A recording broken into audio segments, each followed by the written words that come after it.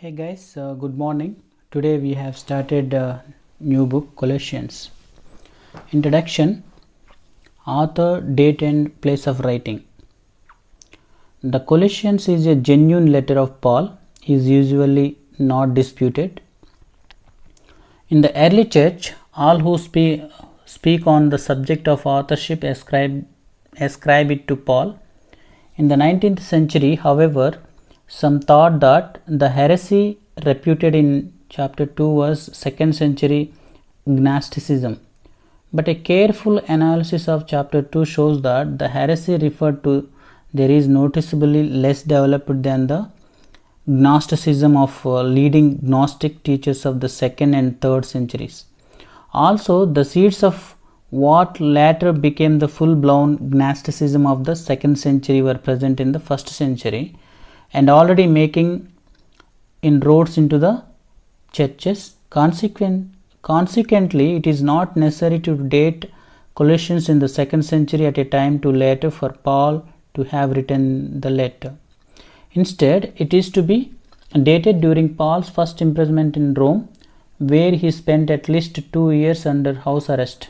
When you look at Acts chapter 28 verse 16 to 31, some have argued that Paul wrote Colossians from Ephesus or Caesarea, but most of the evidence favors Rome as the place where Paul penned all the prison's letters: Ephesians, Colossians, Philippians and Philemon.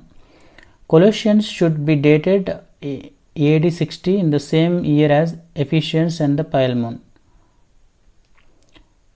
Colossae, the town and the church.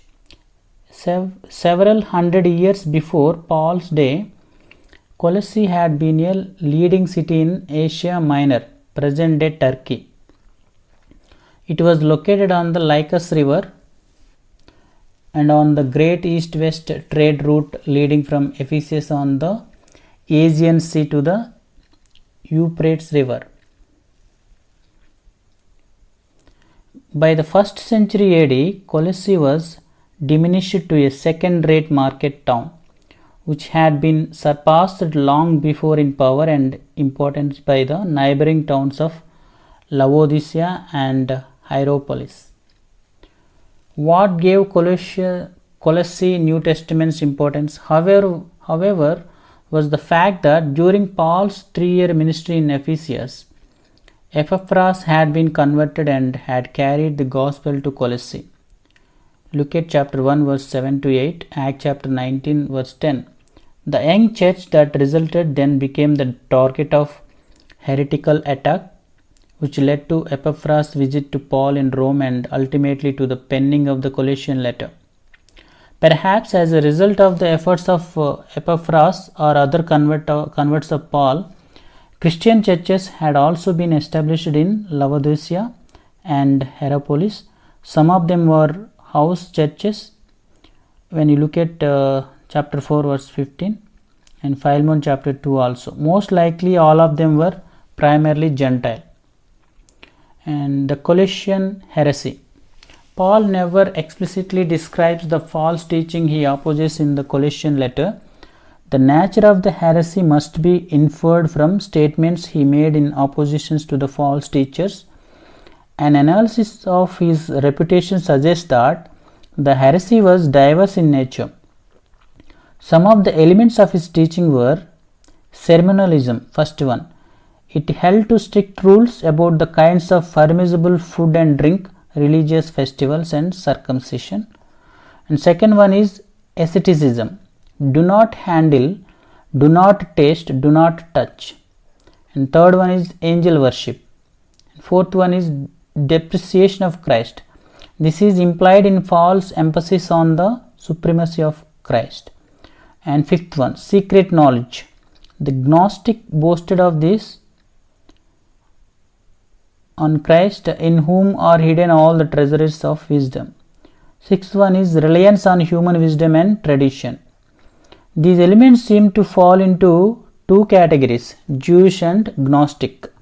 It is likely, therefore, that the Colossian heresy was a mixture of an extreme form of Judaism and an early stage of Gnosticism. See Introduction to 1 John. Gnosticism is also we can see in chapter 2 verse 23. Purpose and theme. Paul's purpose is to refute the Colossian heresy. To accomplish this goal, he exalts Christ as the very image of God, the Creator, the pre-existent sustainer of all things, the head of the church, the first to be resurrected, the fullness of deity in bodily form, and the reconcilier. Thus Christ is completely adequate. We have been given fullness in Christ. On the other hand, the Colossians heresy was altogether inadequate.